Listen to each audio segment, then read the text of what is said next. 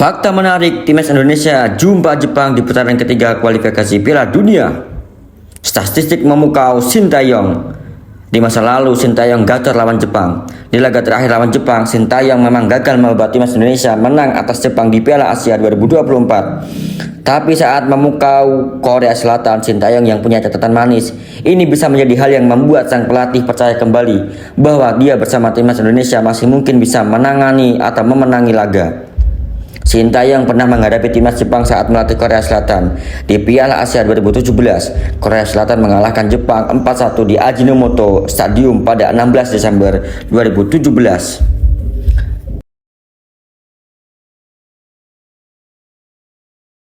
Dua, skuad Jepang lebih mahal. Timnas Indonesia dan timnas Jepang memiliki perbedaan besar dalam nilai skuad.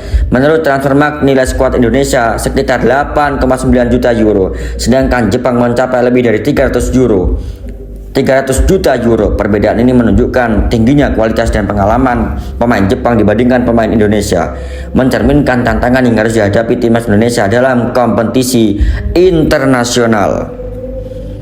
Menang sebanyak 5 kali.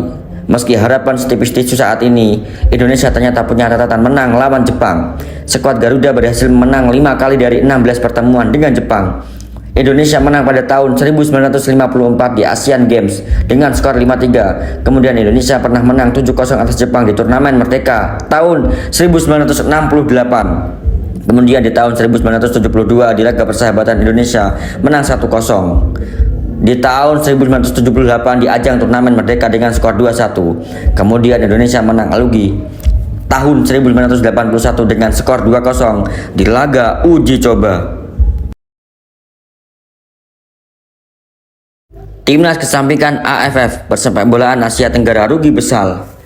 Desakan agar PSSI mempertimbangkan untuk keluar dari Asosiasi Sepak Bola Asia Tenggara semakin nyaring, terutama setelah timnas Indonesia meraih posisi runner-up pada Piala AFF 2023 di Thailand. Pertimbangan untuk rugi jika Indonesia memutuskan untuk keluar dari AFF saat ini sedang dipertimbangkan oleh PSSI.